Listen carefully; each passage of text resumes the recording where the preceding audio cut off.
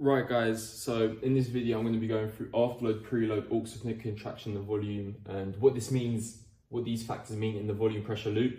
So the first bit is going to be quite conceptual, trying to understand these things with a certain analogy that I came up with, and as well what these mean in the volume pressure loop, so possible past paper questions or just questions that you could come up with.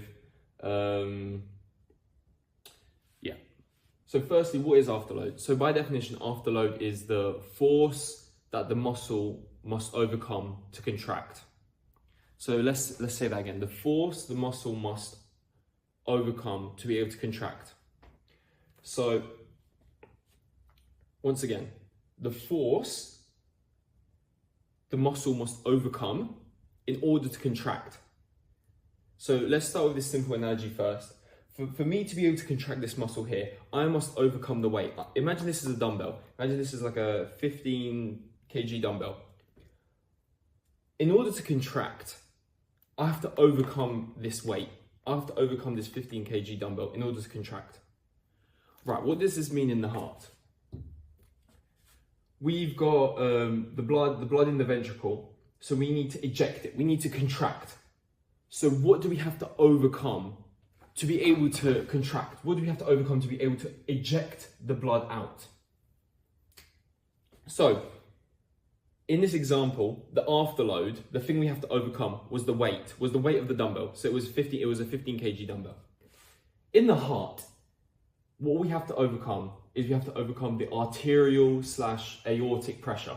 We have to overcome the pressure here. So why do we have to overcome that? So firstly, you have to understand a bit about pressure in the cardiac cycle.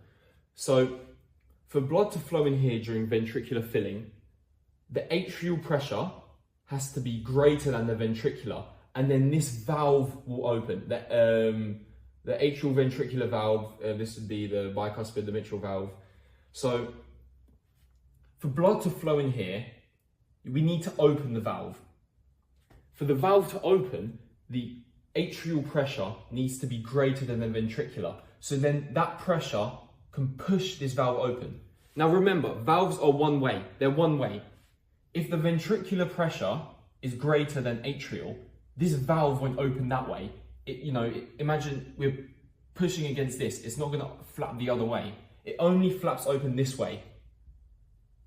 And it flaps open when the atrial pressure is greater than ventricular.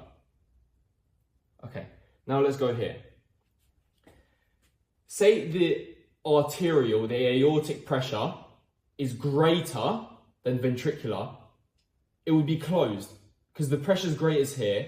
The pressure would go from high to low.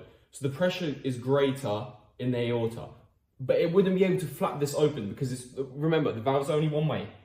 So this would remain shut, okay? However, if the ventricular pressure would be greater than the aortic, this would now, it would flap it open, it would rush out. Right, let's backtrack a little bit. The afterload in this example was the weight. I have to overcome this afterload, I have to overcome this weight. What does the heart have to overcome? The heart has to overcome the arterial pressure, the pressure in the aorta. Once it overcomes the pressure in the aorta, the valve can open and we can eject the blood, we can contract. So what was afterload? Afterload was the arterial pressure, or the aortic pressure, the pressure in the aorta. However, we can do a bit better than that. We know we have our systolic blood pressure and we have our diastolic blood pressure. So what one is it? So if you think now, so the systolic pressure is the maximum blood pressure in the aorta. The diastolic blood pressure is the minimum. So how would that relate to the afterload? Well, the afterload would be the diastolic blood pressure. It would be the minimum arterial pressure. The minimum we need. As soon as we reach the minimum of this, we can eject. We can flush open. So normally, your systolic is 120. Your diastolic is 80. As soon as this ventricle reaches 80, we can eject because it's now equal to, or equal to or bigger than the arterial, so we can now open it and push the blood out. Right, so afterload is equal to diastolic blood pressure. Right, next we're going to talk about preload. So preload, firstly, look at the name, preload, before we've loaded. So preload, before we've loaded the weight. Afterload was after we've loaded this up. Now preload, what are we working preloading? So what have we just got now? We've not loaded anything into the arm, what have we got now? So preload is the initial sarcomere length. So it's what we're working with initially. Before we've contracted, what are we working with here? So in this example, it would be the same as in the heart. So right now I'm working with this initial sarcomere length in my muscle here. And just like in the heart, it would be the initial sarcomere length. So what does that mean? Okay. So if you guys know the Frank-Starling law, so basically the more blood that runs in here, the more these sarcomeres stretch. If the sarcomeres stretch more, you can contract more. Okay. So the preload is the initial sarcomere length, and what affects that initial sarcomere length, the more we fill it up with, the end diastolic volume. At the end of diastole, when this is filled up, how much is that filled up and how much does that stretch the sarcomeres so we can contract them? So the preload is initial sarcomere length. It's what we're working with initially. It's what we work with it after we've, after filling. So what we're working with. How much of a stretch are we working with? Are we working with a lot of stretch so we can contract it more? Or are we not working with a lot of stretch? So the initial sarcomere length, and what does that directly relate to? The end diastolic volume. Okay. So now,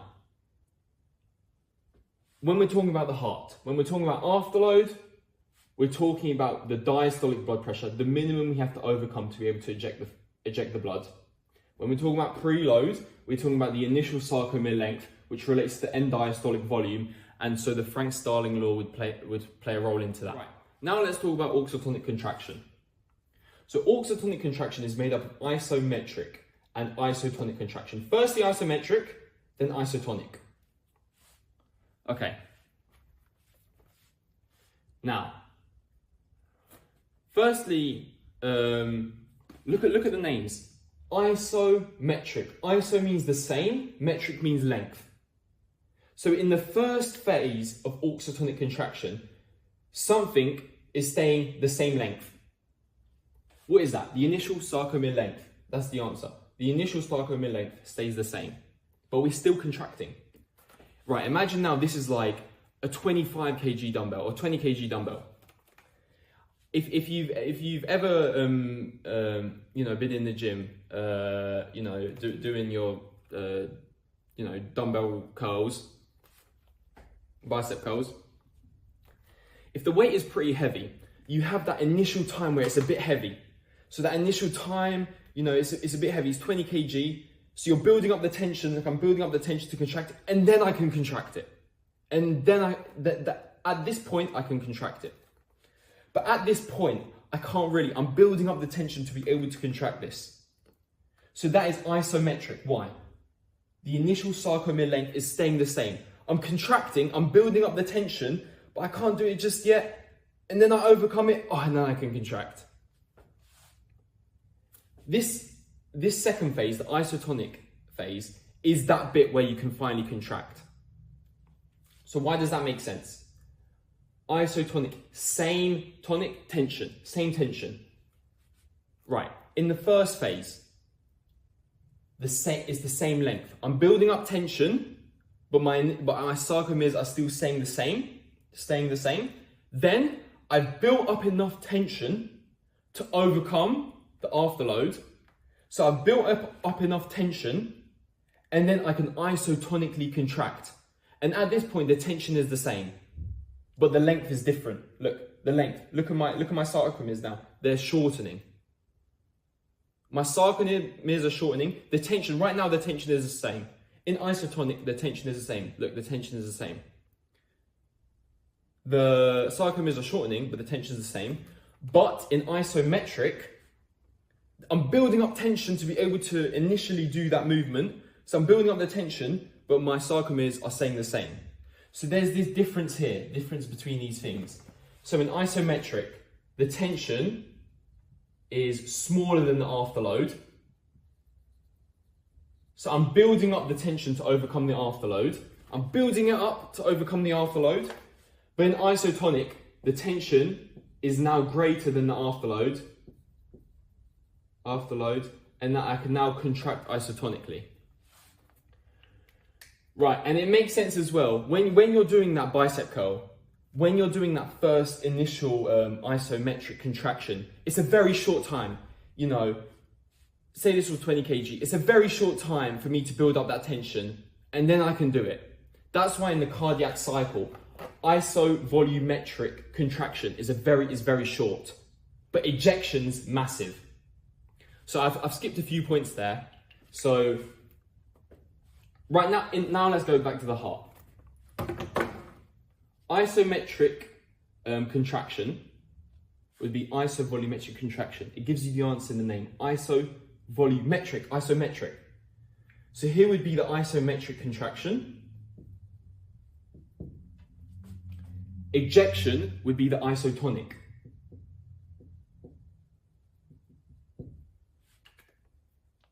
Right, so here in isovolumetric, we've still not overcome the afterload. We're building up to this 80. We're building up to this diastolic blood pressure. We're building up to it. We're building up. Look at this. The pressure here was 0. We're building up the pressure, and then we can finally overcome it, and we can finally isotonically contract. So, a question about this could be, you know, where's auxotonic contraction? From where to where? Auxotonic contraction, auxotonic would be from B to D, not from D to B. This is the diastole.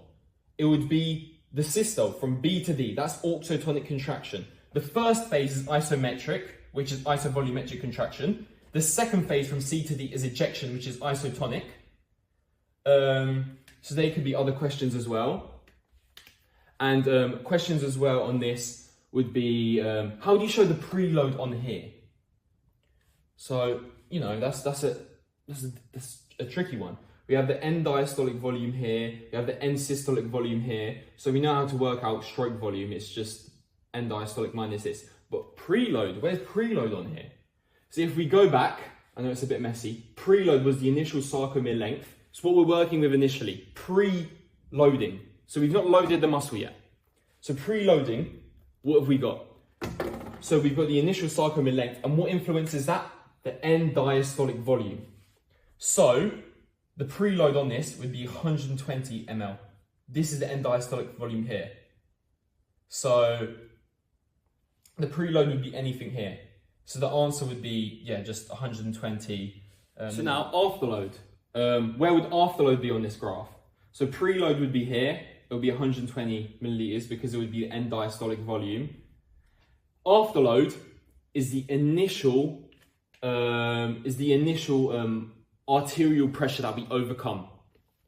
So at this point here, we've now overcome the afterload, and we can now isotonically contract. So this point here, 80. So afterload would be this. So afterload would be in pressure. Preload would be in, you know, milliliters.